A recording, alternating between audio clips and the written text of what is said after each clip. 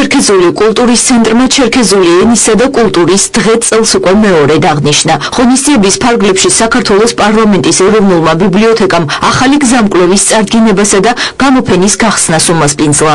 კრებული, რომელიც მარიამ ბეჟიტაშვილის ავტორობით მომზადდა, ნებისმიერ დაინტერესებულს საშუალებას აძლევს ჩერქეზი ხალხის კულტურას, ისტორიას, ტრადიციებსა და ადათ-წესებს უფრო ახლოს გაეცნოს. მასალებსთან ფოტოებიც ერთვის. საღამოზე ღონისძიების ორგანიზატორებმა საქართველოში გამოცემული ის ლიტერატურაც გამოფინეს, რომელიც ჩერქეზი ხალხის ისტორიას ასახავს. ღონისძიებას კავკასიოლოგები, ჩერქეზული საზოგადოების წევრები და სხვა მოწვეული სტუმრები ესწრებოდნენ. როგორც ღონისძიებაზე აღინიშნა, ახალი გზამკვლევი, რომელიც მალე წიგნის სახით გამოვა, ქართულ ენასთან ერთად თურქულ, რუსულ, ინგლისურ და ჩერქეზულ ენებზეც გამოიცემა.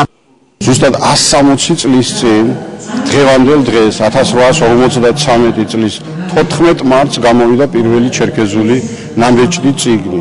ეს თარიღი ყველა ჩერქეზულმა ცენტრმა მთელს მსოფლიოში აიტაცა და ჩვენთან ერთად დღეს როგორც საკუთრივ ჩერქეზულ რესპუბლიკებში, ისე საქართველოში, ევროპაში, ამერიკის შეერთებულ შტატებში, ავსტრალიაშიც კი და მრავალ არაბულ ქვეყანაში, თურქეთში, სადაც მოსახლეობენ მრავლად ჩერქეზი ხალხები, ეს დღე ზეიმით აღენიშნება.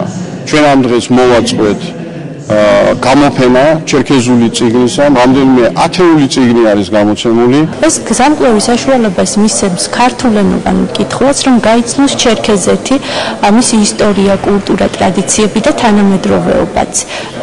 ჩერქეზი ხალხი, რომელიც დღეს ცხოვრობს ჩრდილოეთ კავკასიაში, სამ პოლიტიკურ სუბიექტში და ასევე მსოფლიოს ძალიან მრავალ რამდენიმე ათეულ ქვეყანაში განბნეული ჩერქეზული დიასპორები.